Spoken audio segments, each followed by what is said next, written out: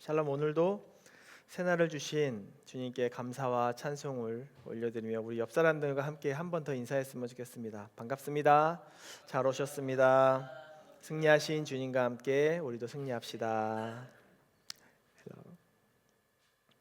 오늘은 지난 시간에 이어서 로마서 7장 두 번째 부분 7절에서 13절 말씀을 가지고 죄와 율법 그리고 복음의 능력이라는 제목으로 하나님의 말씀 선포하겠습니다. 우리가 신앙생활을 하면서 흔히 빠지기 쉬운 두 가지 오해가 있습니다. 첫째는 율법은 다 나쁜 것이다. 그래서 율법은 필요가 없다.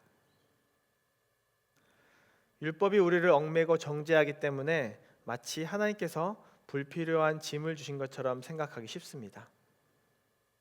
은혜로 구원받았기 때문에 율법은 아무짝에도 쓸모가 없다고 생각하는 것입니다. 두 번째는 죄송합니다. 율법을 잘 지켜야만 구원을 얻는다라는 오해입니다. 마치 내 노력과 행위로 하나님 앞에 설 수 있는 것처럼 생각하기가 쉽습니다. 이것이 바로 우리가 쉽게 빠질 수 있는 율법을 구원 조건으로 삼는 율법주의입니다. 바울은 오늘 본문에서 이 두 가지 오해를 완벽하게 깨트리고 있어요.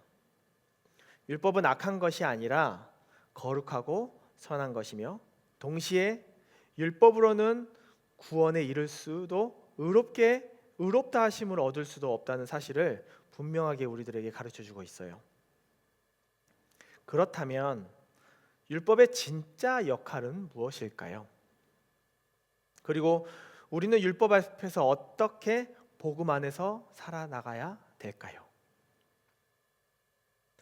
바울은 죄와 율법의 관계를 오해하지 않도록 오늘 본문을 통해서 네 가지 중요한 사실을 말해주고 있어요. 이 말씀을 깊이 묵상하면서 우리의 실제 삶에서 어떻게 적용해야 되는지 함께 나누었으면 좋겠습니다.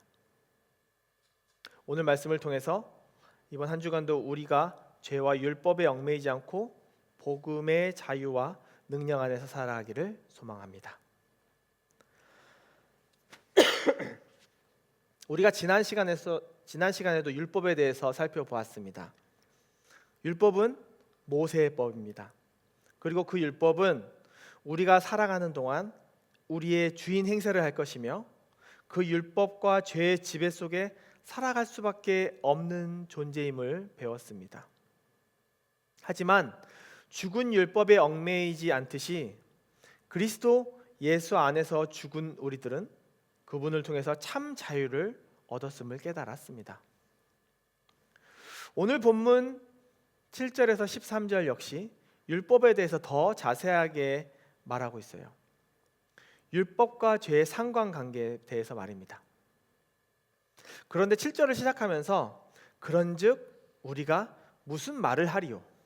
율법이 죄냐? 그럴 수 없느니라 라고 말하고 있어요. 바울이 로마서를 시작하면서 여러 번 죄에서의 해방은 곧 율법으로부터의 해방이라고 주장했었습니다. 그래서 혹시라도 성도님들이 죄와 율법을 동일한 것으로 여길 것을 걱정해서 7절로 율법과 죄의 관계를 시작하고 있는 것입니다. 그런데 이 죄와 율법이 동일하지는 않지만 그렇다고 전혀 다르지는 않아요. 이 둘은 매우 밀접한 관계에 있는 것은 분명한 사실입니다. 죄와 율법의 관계 그 첫 번째로 본문 7절을 시작하면서 율법은 우리의 내면을 드러내어 죄를 깨닫게 하고 있어요. 본문 7절 함께 볼까요? 그런즉 우리가 무슨 말을 하리요? 율법이 죄냐? 그럴 수 없느니라. 율법으로 말미암지 않고는 내가 죄를 알지 못하였으니 곧 율법이 탐내지 말라 하지 아니하였더라면 내가 탐심을 알지 못하였으리라. 여기서 바울은 10계명 중 10번째 계명 탐내지 말라를 예로 들고 있어요. 왜 하필 이 계명일까요? 살인, 도둑질, 간음 이 같은 계명들은 겉으로 드러나는 외적인 행위와 관련이 있지만 탐심은 마음의 문제, 즉 마음속에 숨겨진 죄의 문제입니다. 율법은 단순히 겉으로만 보이는 죄만 드러내는 것이 아니라 마음속 깊은 죄까지 드러내고 있어요. 여러분, 사람들은 흔히 이렇게 말합니다. 나는 다른 사람들을 해치지도 않았고 감옥에 갈 만큼 큰 죄를 짓지 않았으니까 내가 조금 죄 짓는 거는 괜찮아 라고 말합니다. 이처럼 보통 사람들은 자신이 죄인이라는 사실을 잘 인정하지 않으려고 합니다. 겉으로 드러나는 죄가 없으면 나는 꽤 괜찮은 사람이다 라고 착각하기도 해요. 그러나 지난 시간에도 말했듯이 율법은 우리의 마음을 비추는 거울과도 같습니다. 우리의 속마음을 드러내어 겉으로는 멀쩡해 보이지만 마음속에는 탐심과 교만, 미움과 시기가 가득함을 보여주고 있어요. 사랑하는 오션파크 교회 성도 여러분, 우리의 일상 속에서도 늘 이런 탐심의 문제는 드러나게 되어 있습니다. 저 사람처럼 살고 싶다, 같은 비교, 왜 나는 저만큼 갖지 못했나 라고 하는 불만, 조금 더 많고 조금 더 가지면 좋겠다 라는 욕심. 겉으로는 괜찮아 보여도 마음은 끊임없이 우리 안에서 요동치고 있지는 않습니까? 이것이 바로 탐심입니다. 탐심. 하나님은 이런 우리의 내면을 율법을 통해서 드러내십니다. 왜일까요? 우리를 정죄하려고 하는 것이 아니라 그리스도의 은혜가 필요함을 깨닫게 하려는 것입니다. 결국 우리로 하여금 나는 은혜 없이는 살 수 없는 죄인이구나, 은혜 없이는 주 앞에 설 수 없는 죄인이라는 것을 다시 한번 알려주는 것입니다. 하나님의 우리를 향한 긍휼하심이 이 안에 있음을 우리가 좀 잊지 않기를 주님의 이름으로 소망합니다. 죄와 율법의 관계 그 두 번째는 율법을 통해서 오히려 죄가 더 많이 드러난다는 것입니다. 본문 8절 한번 볼까요? 그러나 죄가 기회를 타서 계명으로 말미암아 내 속에서 온갖 탐심을 이루었나니 이는 율법이 없으면 죄가 죽은 것임이라. 죄가 기회를 타서 계명으로 말미암아 내 속에서 온갖 탐심을 이루었다가 무슨 뜻일까요? 계명으로 말미암아서 모든 탐심이라는 죄를 짓게 되었다는 것입니다. 즉 율법을 통해서 죄가 더욱더 생성되었다는 거예요. 여러분, 반대 심리라는 말 혹시 들어본 적 있으십니까? 뭔가를 하지 말라고 하면 꼭 반대로 하는 사람들이 있어요. 그게 악한 마음에서인지 나쁜 마음에서인지는 모르겠어요. 어린아이에게 만지지 말라고 말하면요, 그때부터 그 아이는 그 물건이 더 만지고 싶어 죽어요. 어른도 마찬가지입니다. 먹지 말라고 하면요, 꼭 그게 더 먹고 싶어요. 이상하게 인간의 본성은 금지되면 오히려 더 하고 싶고 더 욕망이 커집니다. 마찬가지로 하나님께서 탐내지 말라 하셨을 때 인간은 오히려 더 탐내고 싶은 마음이 커졌습니다. 결국 이 율법이 죄를 막아주는 것 같지만 사실은 오히려 죄를 더 분명하게 드러내는 역할을 하고 있는 거예요. 사랑하는 오션파크 교회 형제 자매 여러분, 율법이 없으면 죄가 죄인지 알 수가 없습니다. 그렇게 살아갑니다. 그러나 우리 안에 율법이 들어오면 내 안에 죄가 살아나고 더 크게 작동을 하게 돼 있어요. 마치 어두운 방에 작은 빛이 비추면 먼지가 떠다니는 것도 보이는 것처럼 말씀의 빛이 우리를 비출 때 우리의 죄가 더욱더 뚜렷하게 보입니다. 그래서 말씀을 깊이 묵상하면 묵상할수록 내가 더 큰 죄인임을 깨닫습니다. 이 깨달음은 우리를 낙심하게 하는 것이 아니라 오히려 더 깊은 은혜로 인도합니다.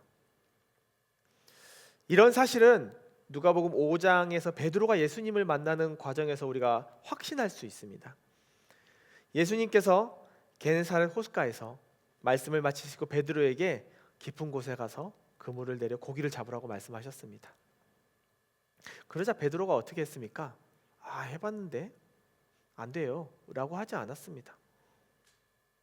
우리가 밤이 새도록 수고하였을 때 잡은 것이 없지만은 말씀에 의지하여 내가 또 한 번 그물을 내리리이다 하고 즉시 그대로 순종했습니다.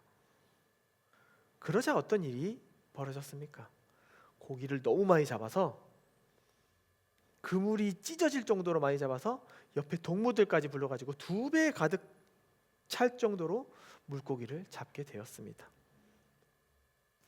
그러자 이를 보고 베드로가 한 행동이 있습니다. 주님의 무릎 앞에 탁 무릎 꿇었습니다. 주님, 나를 떠나소서, 나는 죄인이로소이다. 그가 예수님께서 하나님이심을 깨닫자 죄인인 줄 알고 무릎을 꿇었듯이 우리가 말씀을 알면 알수록 자신이 얼마나 죄인인지를 알게 하고 깨닫게 되는 것입니다. 우리가 얼마나 악한 죄인인지를 모르는 것은 말씀을 가까이 하지 않기 때문입니다. 하나님의 거룩 앞에 설 때 우리 안에 죄가 분명하게 더 드러납니다. 하지만 이것이 우리에게는 은혜입니다.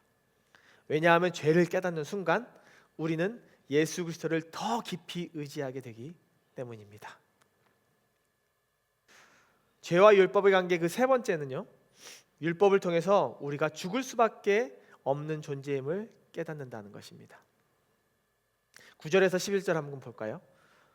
전에 율법을 깨닫지 못했을 때에는 내가 살았더니 계명이 이름에 죄는 살아나고 나는 죽었도다. 생명에 이르게 할 그 계명이 내게 대하여 오히려 사망에 이르게 하는 것이 되었도다. 죄가 기회를 타서 계명으로 말미암아 나를 속이고 그것으로 나를 죽였는지라. 바울은 예전에 율법을 제대로 모르던 시절 자신이 율법을 잘 지킨다고 생각하며 살았다고 말했습니다. 그러나 율법의 참된 의미를 깨닫자 죄의 삭은 사망이라는 사실을 알게 되었습니다.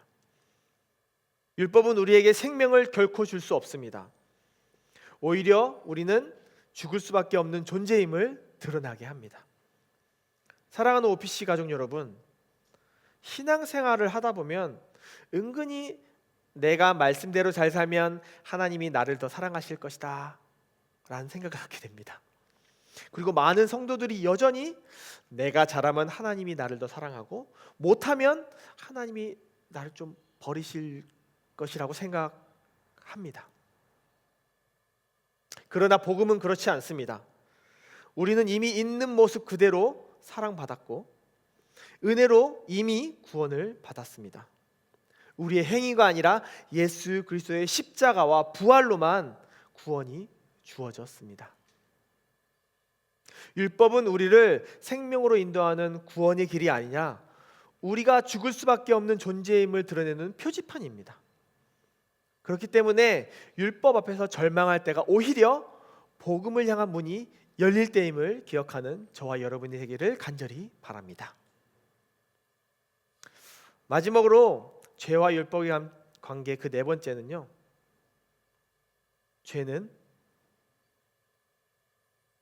율법은 죄의 정체를 알게 합니다. 본문 12절에서 13절 함께 보겠습니다.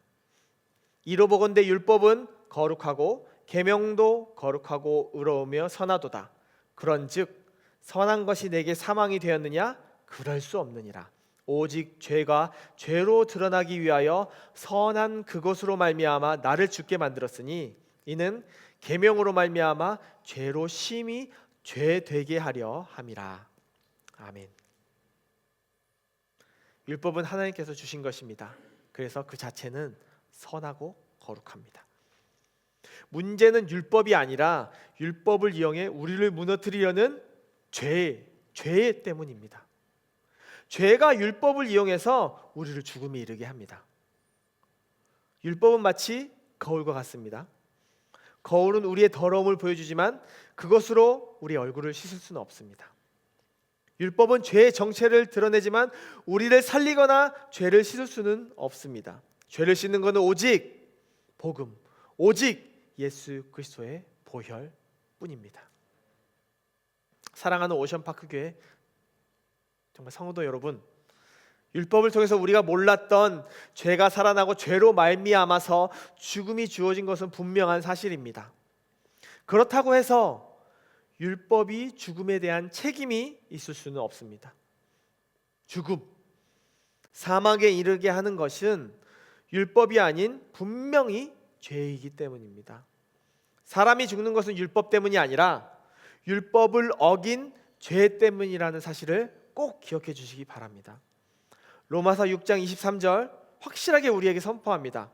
죄의 삭은 사망이라고. 죄의 삭은 사망입니다. 그렇기 때문에 성도 여러분, 율법을 무시하지도 말고 율법에 얽매이지도 마십시오. 율법은 복음을 향한 길잡이, 표지판일 뿐입니다. 율법은 우리를 정죄하지만 복음은 우리를 살립니다. 율법은 죄를 드러내지만 복음은 그 죄를 용서합니다. 말씀을 마무리하겠습니다. 바울은 로마서 7장 7절에서 13절 말씀을 통해서 율법과 죄의 관계를 설명하면서 결국 우리를 복음, 즉 예수 그리스도께로 인도합니다. 율법은 우리의 내면을 볼 수 있게 하면서 우리의 죄를 깨닫게 하고요, 죄를 분명하게 드러내며 죽음을 보여주는 동시에 우리가 죽을 존재임을 알게 합니다.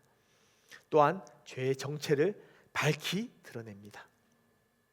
그러나 율법은 끝이 아닙니다. 율법은 우리를 복음으로 이끌기 위한 하나님의 도구입니다.